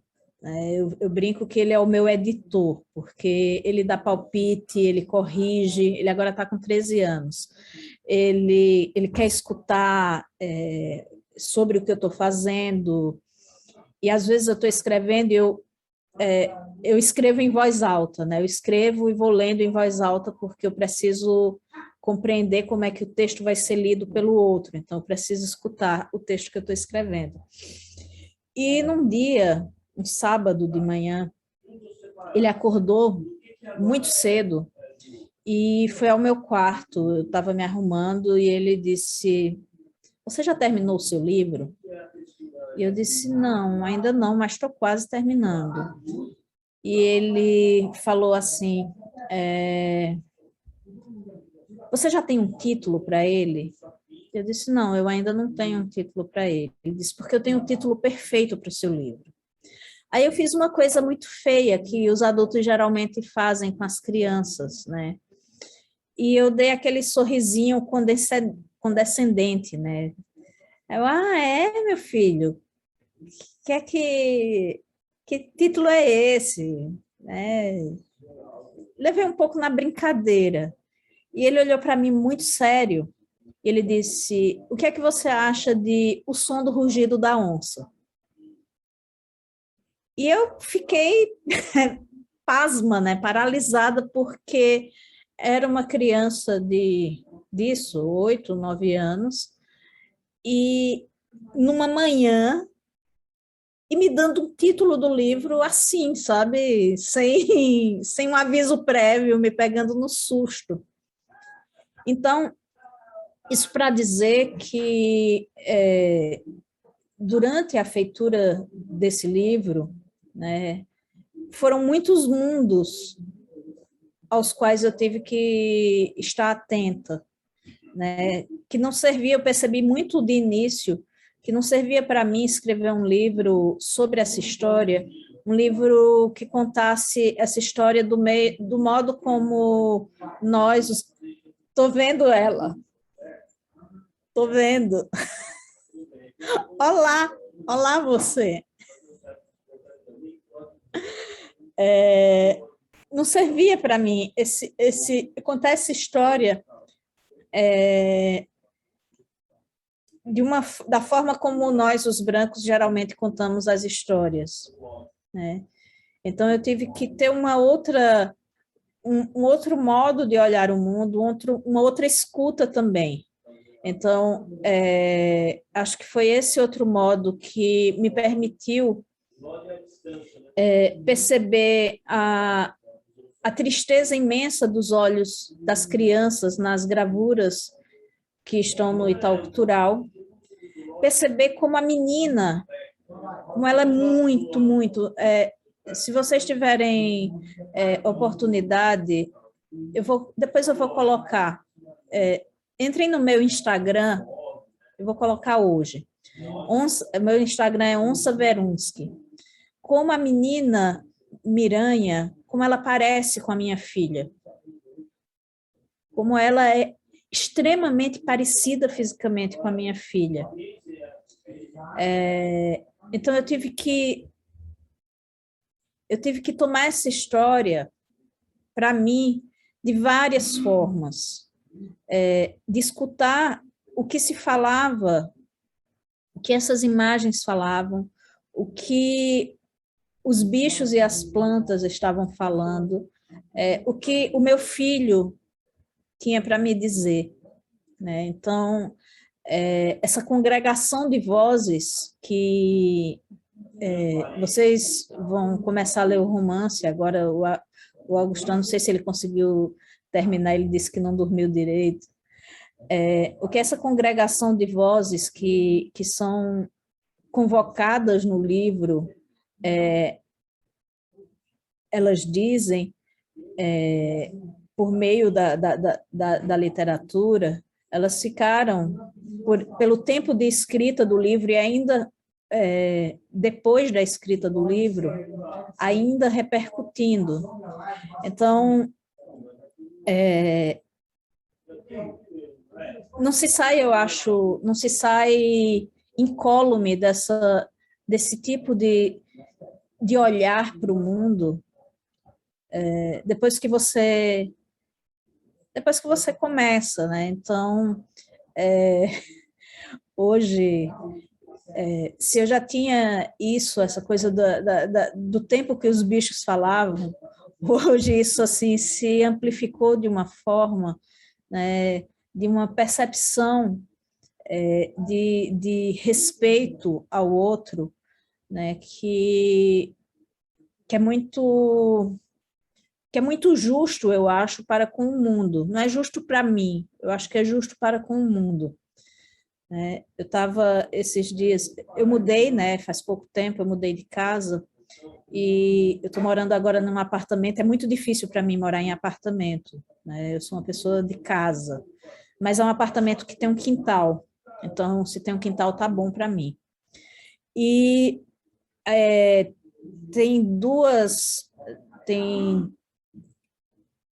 como é que chama isso? Tem 2 canteiros nesse quintal do apartamento com plantas que estavam muito abandonadas, né? Tem um pé de boldo gigantesco, pés de boldo gigantesco e alecrins gigantescos, né? Os alecrins viraram espinhais, assim, muito, muito gigantes e muito abandonados. E eu fiquei muito impressionada porque eu dei um trato, né? Eu fui lá dar um trato e conversando com eles: oi, tudo bem? Como é que vocês estão?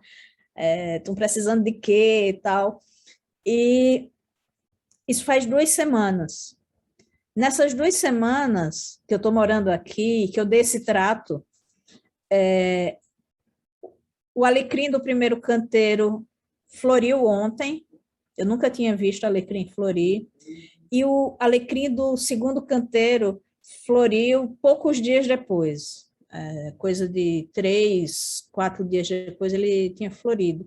Então, acho que você fala e os outros respondem. Agora, nós humanos, né, a gente tem uma arrogância, né, de nos acharmos a ponta da lança, né, nos acharmos o máximo do que a criação foi capaz, né? E, na verdade, sabemos muito bem que não somos, né? Então, eu acho que precisamos muito dessa humildade da escuta do mundo, né? E que é uma coisa que, para alguns, como Glicélia e como outros, é natural, e para outros tem que ser aprendido, né? Reaprendido. Então, eu não vejo nada mais urgente hoje para o mundo do que essa pedagogia da escuta do mundo. Eu não vejo nada mais urgente. Eu acho que é o que pode nos dar uma chance. Talvez não a nós como espécie, né? Nós humanos.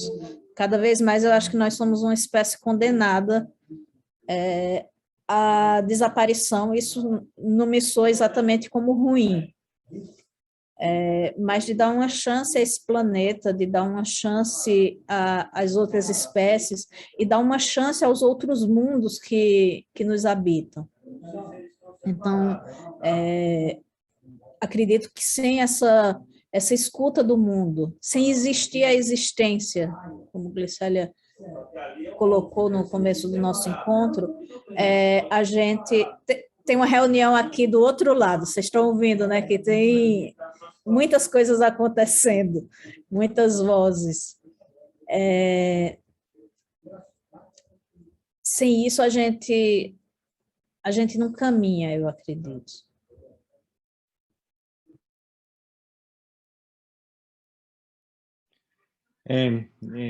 Eu estava pensando, Micheline, a partir do que você disse, né, sobre essa posição necessariamente modesta que a humanidade tem que assumir para ouvir as vozes, muitas vozes dessa terra, né?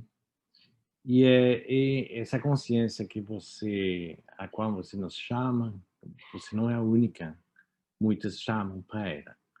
Muitos chamam para ela no momento numa era que é chamada de antropoceno, que coloca exatamente o contrário, o humano como ator principal da Terra, como ator na sua destruição, no seu risco de destruição, mas como realmente principal força de formulação da vida terrestre.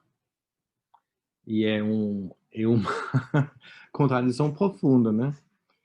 Porque é exatamente isso que tem que ser desmontada ao mesmo tempo que essa consciência se faz. E eu estava pensando, ao mesmo tempo que, evocando isso, estava pensando que entre esses dois canteiros, o meu pequeno quintal no fundo da casa e a roça de Glicéria tem uma grande diferença. Tem uma enorme diferença. Tem talvez uma atitude que nós tentamos ter, que eu respeito muito de você, Micheline, de se recontactar com esses pés, esses 4 pés de árvore que tem, ou de esses ramos que tem no seu quintal, mas ao mesmo tempo séria quando vai para a roça é para produzir alimentos. É para reconstituir o território plenamente na sua dimensão nutritiva da comunidade humana, animal, etc., né? Das águas, da presença, da volta das onças ao território também, né? Então, é claro que nós temos outros jardins, né? Mas você planta palavras, que é importante. Você planta palavras, né? Eu não sei realmente o que eu faço, mas que teria essa densidade, né? Apesar de me tornar fonte.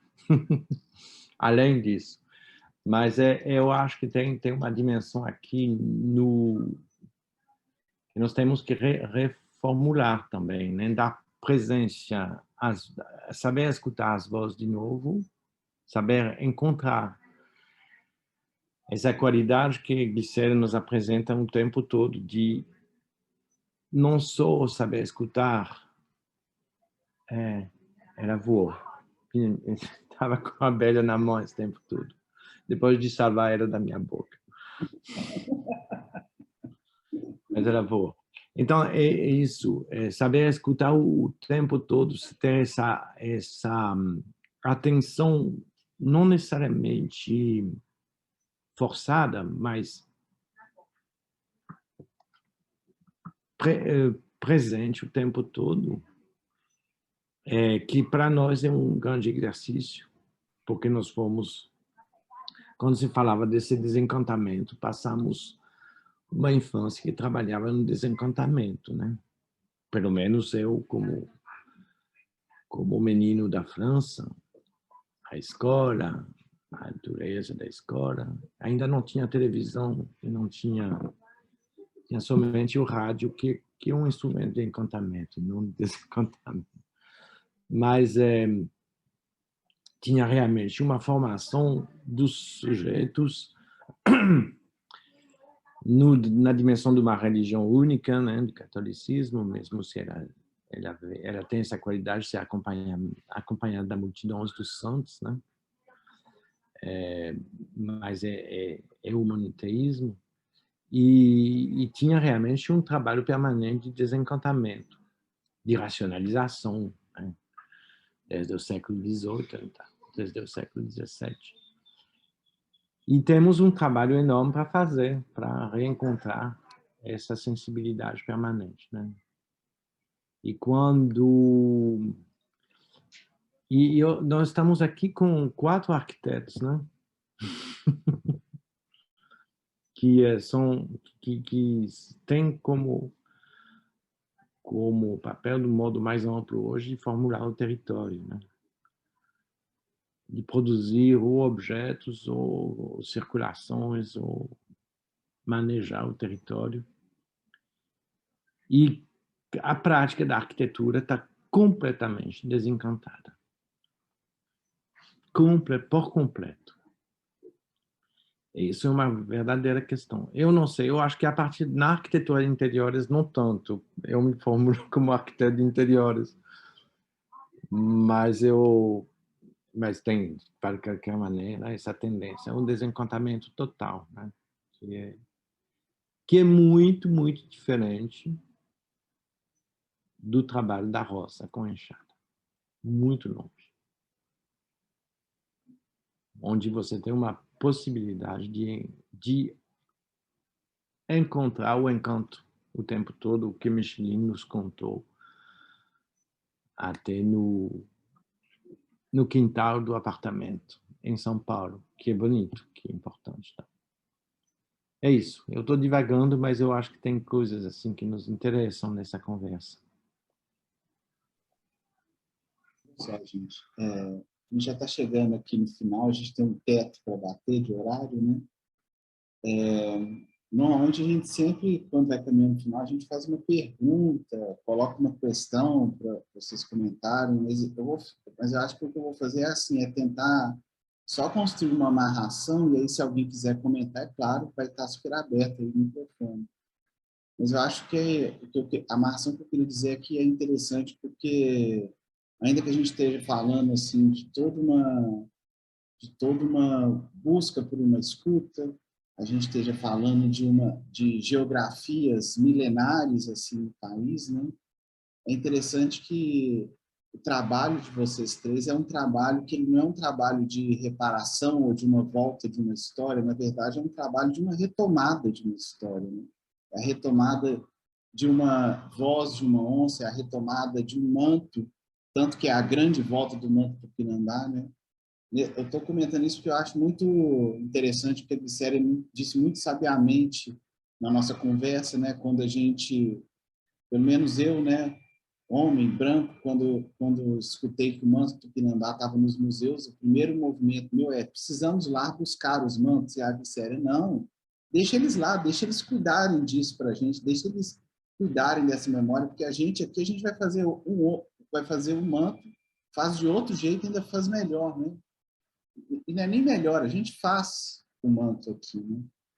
Então, eu acho que tem uma história, tanto do livro como do manto dado por essa amizade, dado por essa história de uma escuta da comunidade, uma escuta dos materiais, uma escuta desses mundos, a mesma história da Micheline, né?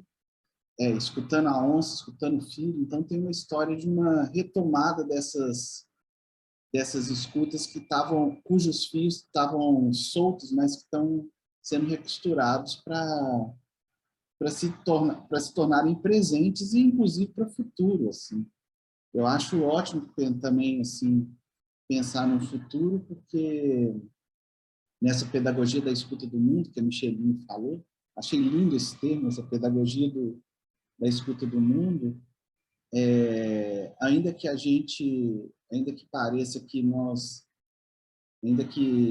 pareça que o mundo vai continuar e a gente vai acabar, mas eu acho importante assim, manto o livro como esses movimentos imaginários de uma resistência para continuar vivendo, mas viver de outro jeito nesse planeta que a gente compartilha, sabe?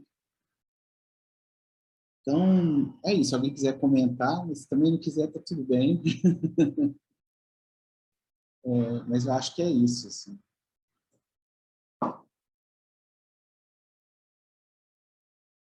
Bem, então, eu queria agradecer, dizer primeiro que estão fazendo um trabalho ótimo, o Conselho de Série aí, o cabeleireiro. Falar que a gente está acompanhando aqui, está lindo, acho que vai ficar maravilhoso mesmo. Fala aí para ele ouvir. É um trabalho ótimo que ele está fazendo. Mas... Quem está penteando a onça? Muito obrigado.